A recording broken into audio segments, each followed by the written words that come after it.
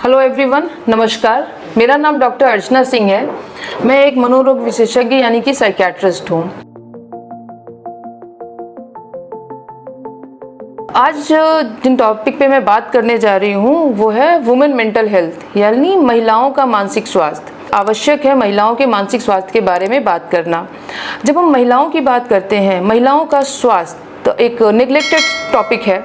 कई बार महिलाओं के स्वास्थ्य के ऊपर जागरूकता कम है और उनको पहचानने की क्षमता कम है या उनको इलाज में नहीं लाया जाता है। और जब हम महिलाओं के मानसिक स्वास्थ्य के बारे में बात करते हैं तो ये खाई और बड़ी हो जाती है। महिलाओं का मानसिक स्वास्थ्य इलाज से कई बार वंचित रह जाता है और महिलाएं लंबे समय तक, कई सालों तक अपनी ज़िंदगी को मानसिक बीमारियों के अनुरूप काट देती हैं।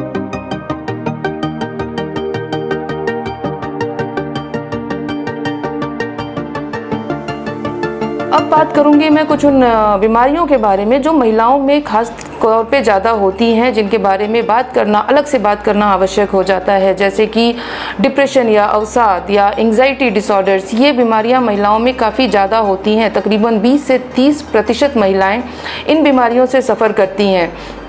जब हम डिप्रेशन की बात करते हैं तो डिप्रेशन के लक्षणों में कुछ इस तरह के लक्षण पाए जाते हैं महिलाओं में, जैसे ज़रूरत से ज़्यादा उदासी हो जाना, घबराहट, बेचैनी बढ़ जाना, नींद की कमी, भूख की कमी, अपना ध्यान न रख पाना, अपने परिवार का, अपनी रोज़मर्रा की ज़िंदगी में अपनी चीज़ों का ध्यान न रख पाना।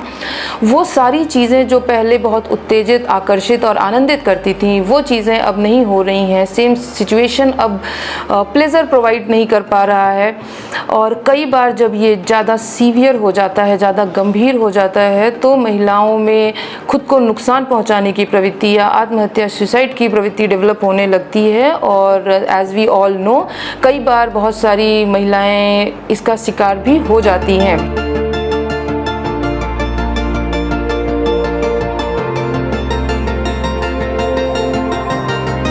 कई बार जो आसपास में लोग होते हैं, परिवार के लोग या जहाँ पे वो काम करती हैं, वो लोग इन लक्षणों को पहचान नहीं पाते हैं, उनको छोड़ देते हैं और ऐसी सिचुएशन में वो और ज़्यादा कट जाती हैं और खुद को नुकसान पहुँचाने की टेंडेंसी तब और ज़्यादा बढ़ जाती है।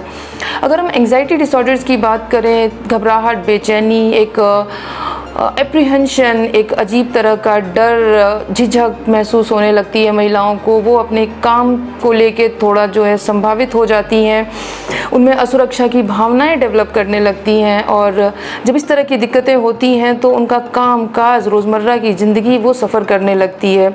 और हम में से बहुत सारी महिलाएं, जब हम अपने आसपास देखते हैं, इन बीमारियों को सफ़र करते हुए भी अपना जीवन व्यतीत करती रहती हैं। कई बार because of lack of awareness कि वी डोंट नो, हमको पता ही नहीं है कि हमको इनको लक्षणों जैसा देखना है। कई बार ये आदतों जैसी महसूस होती हैं और लोग उनको नेग्लेक्ट करते हैं या कई बार उनको सपोर्ट नहीं भी करते हैं और इस सिचुएशन में ये बीमारी और भयानक, गंभीर रूप लेने लगती है।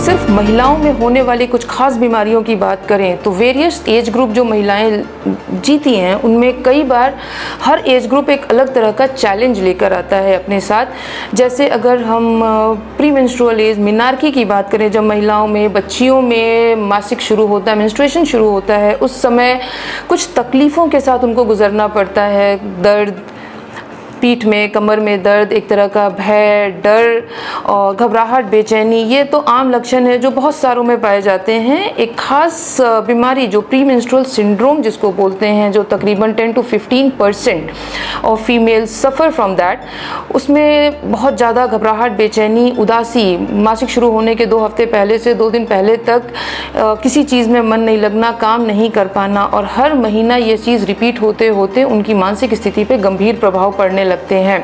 और ये सीवियर होके प्री मेंस्ट्रुअल डिस्फोरिक डिसऑर्डर, जो एक अवसाद की तरह की जो है गंभीर समस्या है, उसका रूप ले लेती है। फिर जब हम रिप्रोडक्टिव एज ग्रुप की बात करते हैं तो रिप्रोडक्टिव एज ग्रुप में चाइल्ड बियरिंग और फिर गिविंग बर्थ, बच्चे का देखभाल करना, ये सारे स्टेज अपने आप में बहुत स्ट्रेसफुल और चैलेंजिंग स्टेजेस होते हैं। हार्मोनल चेंजेस होते हैं शरीर में कई तरह के और एवरी हार्मोनल चेंज वो हमारे ब्रेन को, मानसिक स्थिति और मनस्थिति को भी इम्पैक्ट करता है। उस दौरान में बहुत सारी महिलाएं डिप्रेशन, पोस्टपार्टम ब्लूज़ या इवन पोस्टपार्टम साइकोसिस का भी शिकार हो जाती हैं।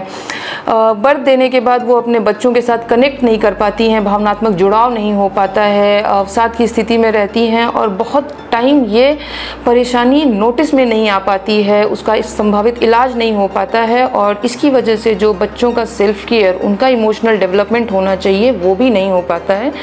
तो it's not only female who is suffering, महिला ही नहीं सफ़र कर रही है, उसके आगे जनरेशन, उनके बच्चे, वहाँ तक वो सफरेंस आगे जो है ट्रांसमिट हो जाती है। तो एक generation is also at risk when we don't treat mental health of women। जब हम महिला को ट्रीट नहीं करते हैं तो ये आगे उनकी जनरेशन में भी दुष्प्रभाव पड़ने के चांसेस बढ़ जाते हैं। Further going to the age, जब मीनोपॉज की स्थिति आती है तो अगेन हार्मोनल डिसबैलेंसेस क्रिएट होते हैं, हार्मोन्स चेंज हो जाते हैं, जो ईस्ट्रोजन प्रोजेस्टेरोन महिला की बॉडी में होते हैं, जो उसको बेहतर मानसिक स्थिति प्रदान करते हैं, वो कम होने की स्थिति में बहुत सारी महिलाएं उस समय भी depression, anxiety, restlessness, sluggishness, fatigue, कमजोरी, थकान, दर्द, इन सब चीज़ों से ग्रसित होने लगती हैं। वो एक अलग एज है।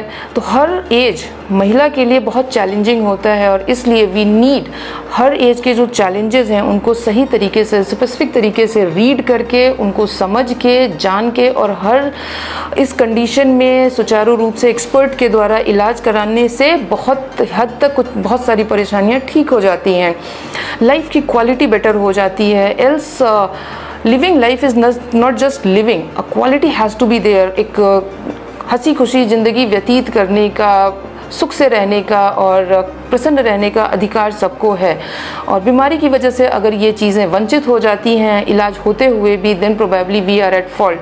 हमको जागरूकता ज़्यादा होनी चाहिए, अवेयरनेस होनी चाहिए इन सब चीज़ों के बारे में, ताकि हम सही समय पे पहचान सकें और सही समय पे इसका इलाज कर सकें। अभी जितनी भी बीमारियों के बारे में जब हमने बात की उसमें से मैक्सिमम परेशानियां ठीक हो जाती हैं सही समय पे सुचारू रूप से इलाज कराने से या सपोर्ट से।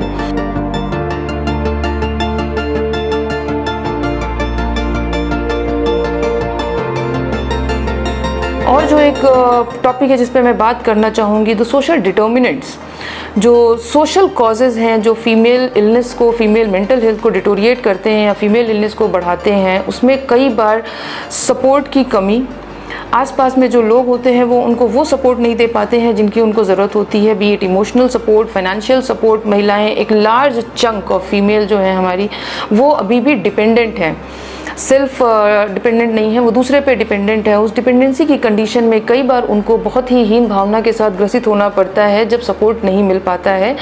और पोवर्टी इज़ वन कॉज। बहुत सारा और भी बहुत सारी तमाम तरह की समाज में जो भ्रांतियाँ हैं महिलाओं को लेके, उन भ्रांतियों की वजह से भी कई बार वो इलाज से वंचित हो जाती हैं।